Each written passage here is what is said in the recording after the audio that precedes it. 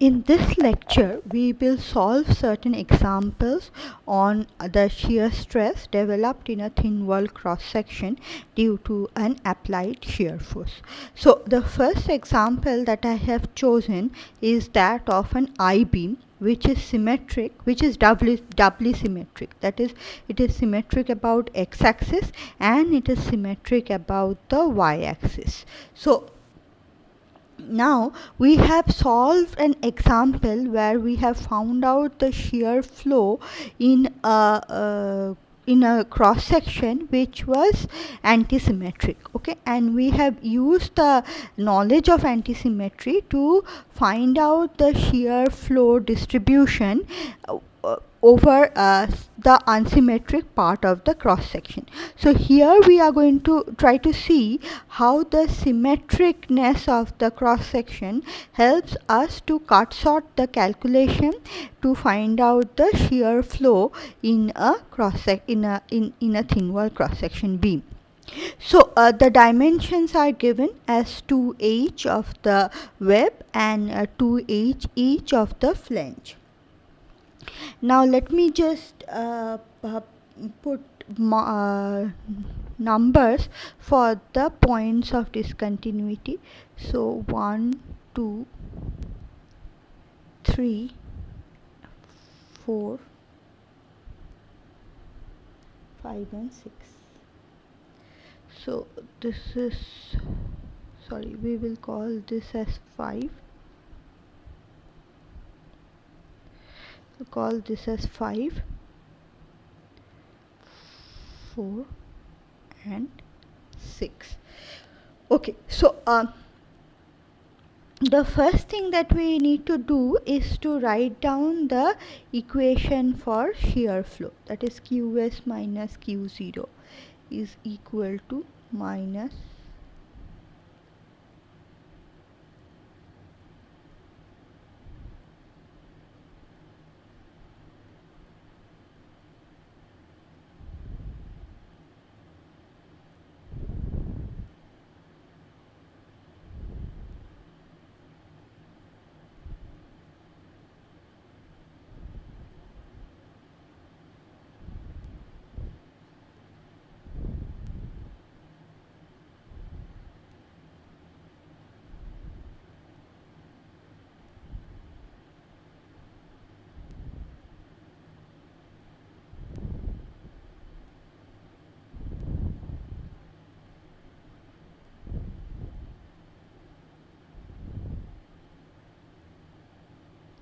okay. So the problem statement is that we need to find out the shear stress. So find out the shear stress or shear flow, find out the shear flow distribution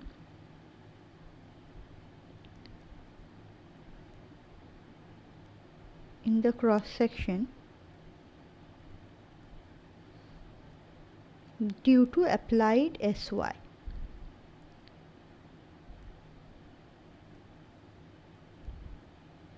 Okay, so an external shear force SY is being applied to the cross section and we need to find out.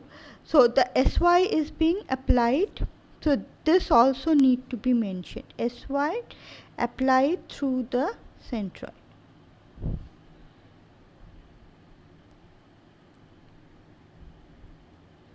Now that we know the concept of shear center, it is also important for us to know through which point the shear forces are being applied. So if it is through the shear center, then the cross section will experience shear flow only due to shear force, but if it is not through the shear center, then there would be a combination of shear flow because of shear force and because of the equivalent torsional moment that the shear force is going to produce. So, but for this case things are simple and we have SY passing through the centroid. Now, and so of course Sx is therefore equal to 0. So since it has not been mentioned. So now if I look into the expression, let me simplify this expression. So Sx is equal to 0. Ixy is equal to 0 because the cross section is symmetric. So this is equal to 0. Okay, so if I simplify this expression, I will get Qs minus Q0 is going to be minus Sy by Ixx into Ty ds. So which can further be written as Sy T by Ixx into y ds.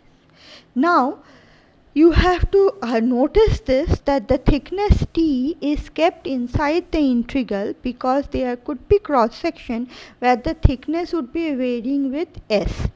But for uniform cross section beam, we can take this T out of the integration if it does not varies with S. So this is the expression for Qs that I have. So the only sectional property that I need to find out is Ixx. So the sectional property that need to be find out is only Ixx. So I will give you the ready-made value of Ixx because we don't need to spend much time on finding. Rather, it's actually pretty straightforward to find Ixx. So let's do it. So it's going to be 1 by 12 for the web part. 1 by 12 into 2h cube t. Okay, that is for the wave part, and for the two symmetric flange it is going to be twice into 2h into t into h square. Okay, and if I sum them up, it is going to be 14h cube t by 3. Okay, so that is the expression for Ixx. So now all this known, I can actually find out the shear flow in the different portions or legs of the cross section. So let me try to do that.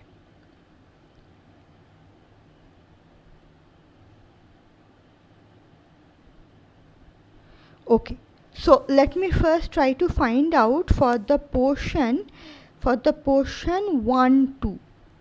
Okay, for this portion. Now S I take positive to be this direction. So this is the positive direction of S. So if that is so, then for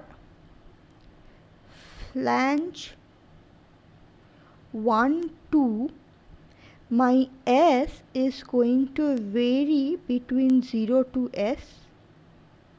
Okay, and my y is going to be equal to minus h. My x is going to be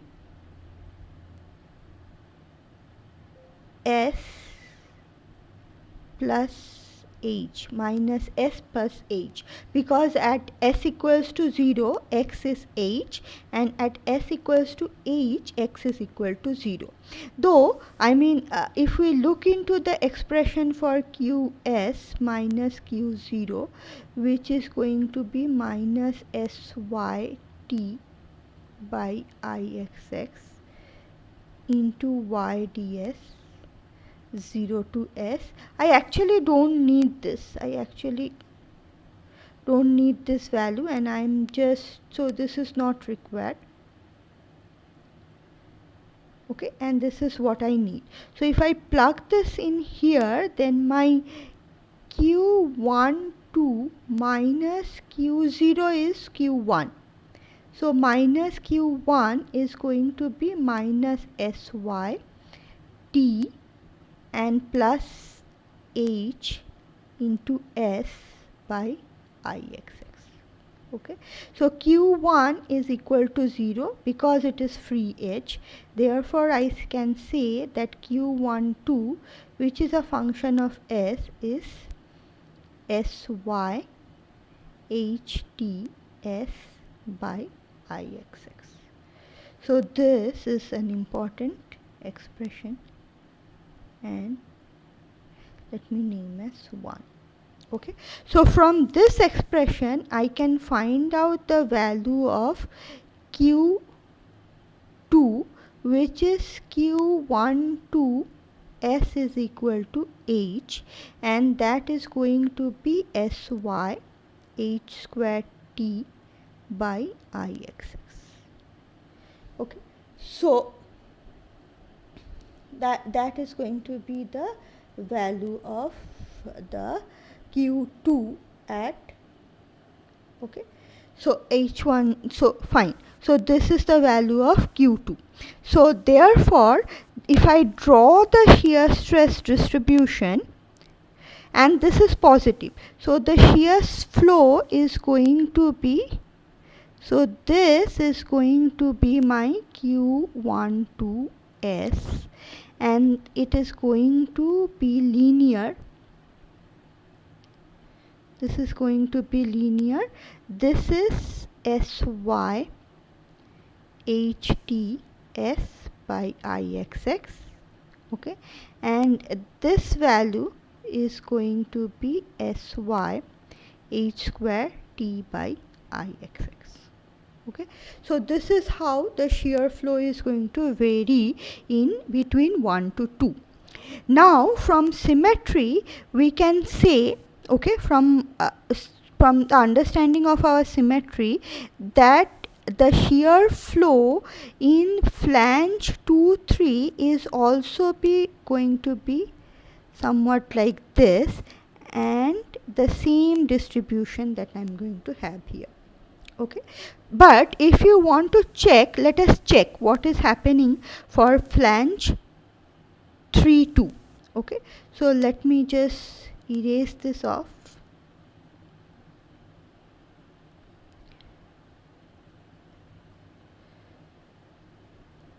So for flange 3 2 also, S is lying between 0 to H. S is this direction. So this is S. Okay, and Y is again going to be minus H. So Q23 S minus Q0, which is basically Q3, is going to be Sy HT by Ixx into S. So Q3 is again equal to 0 because it is on the free edge. So Q23S is going to be Sy HTS by Ixx. So same as that is coming from symmetry.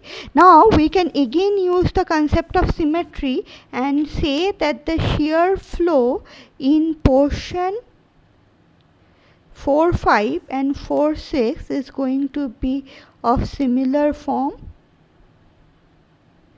and Q5 is going to be Sy H square T by Ixx. Okay, now what is left to find out is the shear force for web. So for web 2 5. So for web 2 5, S can again be thought to be varying between 0 to H. So S is this direction. So this is my S. So let us see what is going to be Y. So Y is going to be minus S plus, sorry, so this is going to be S minus H. Let me see if this is correct. So at S equals to 0 it is minus H, and at S equals to 2H, sorry, I made a mistake here. So this is S between 2H.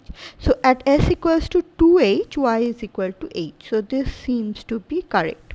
Therefore Q25, which is a function of S, minus Q0, which is basically Q2, is going to be Sy into T by Ixx into 0 to s minus h minus, I guess, yes, into ds. So that is going to be sy t by ixx into s square by 2 minus plus hs. So that is going to be q25s.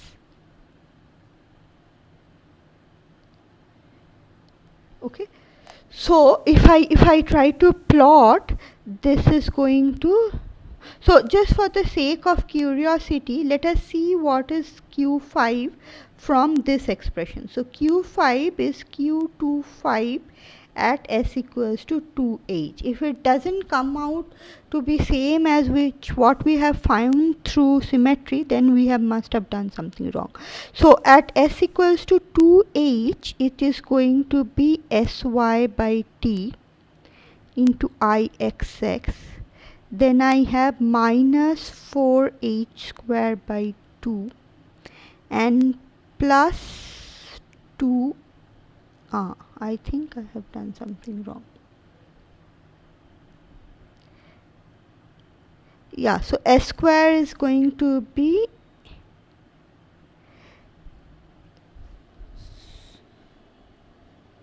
yes.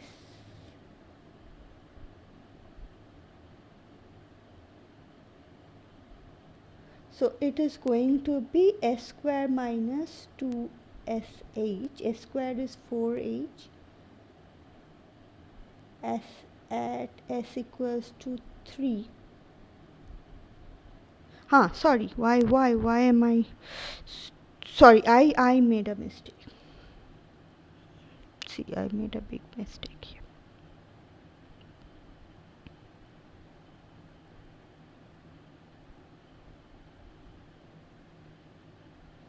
Okay, so this is going to be ixx 0 to s. Now q25s is basically q2 plus syt by ixx into hs minus s square by 2.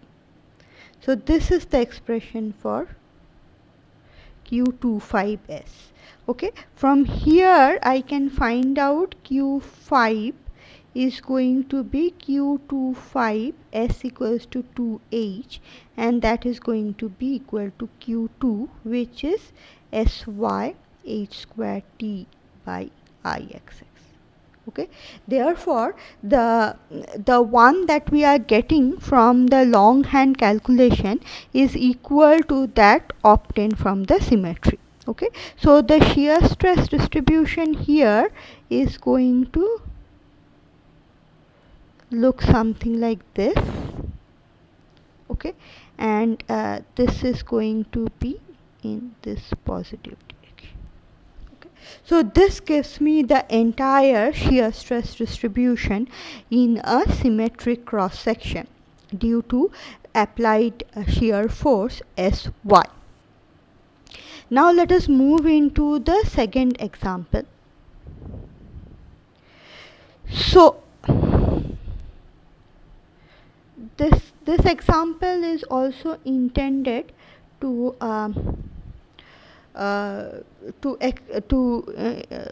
talk about certain tricks that we can use to find out the shear center. So this is on shear center. Okay, so if I have any cross section, say a thin wall cross section which looks like a plus sign, okay, or say an L kind of cross section, or any cross section where all the legs of the cross section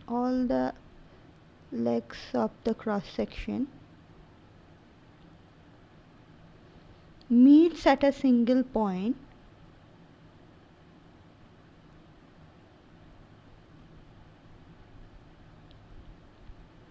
then the shear center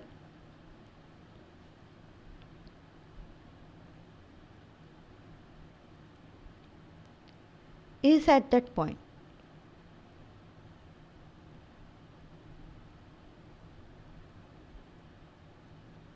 Okay, so the shear center has to be at this point of intersection. So if all the legs of the cross section intersect at a point, then the shear center has to be at that point. The reason is that because about this point of cross section, the shear flow in each of the portion of the cross section is going to produce a zero moment. Okay, so all the cross section is going to produce a zero moment about this point. Okay, so therefore the externally applied force also has to pass through this point, otherwise there will be an unbalanced moment, torsional moment, because of this applied shear force. So the shear force also has to pass through this green point, otherwise there would be an unbalanced torsional moment, because the moment produced by the shear flow in each of this portion is going to pass through that point and through that intersection point, and therefore produce zero moment about that intersection point. So this is going to be the intersection point and has to be the shear center. Okay, so this is an important point to be noted about shear center. Okay, so with these two notes, with the last example and this note, we are done with finding out the shear stress, or to say shear flow, in a thin wall cross section due to applied shear forces, and also we have understood the concept of shear center and the methodology to find out the shear center of a cross section. So in the next lecture, in the next module of the or next topic of the lecture, from next week onward, we are going to talk about shear center of a shear flow or stress of a closed cross section, closed thin wall cross section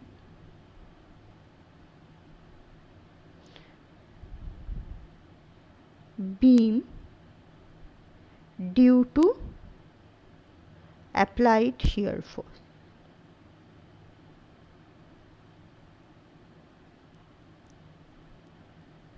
Okay, so suppose I have a closed cross section beam, something like this, maybe a box beam or whatever.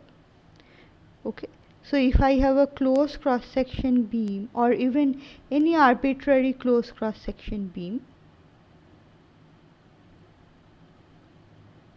and I have a shear force Sx and Sy, or Sx alone and Sy alone, how are we going to find out the shear flow in this cross section?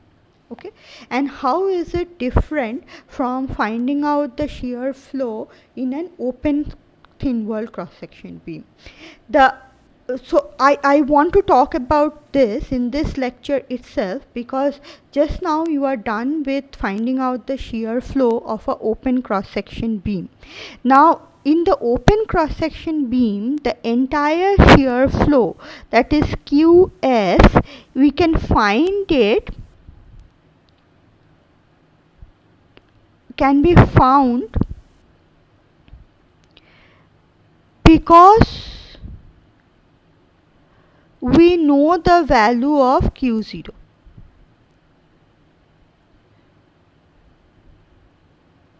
Of Q0 at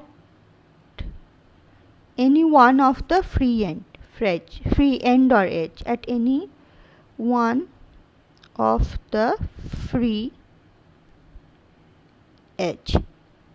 Okay, so right, so I always has qs minus q0. So at any of this free edge point, q0 was equal to 0, and therefore I could go ahead and find out the expression for qs.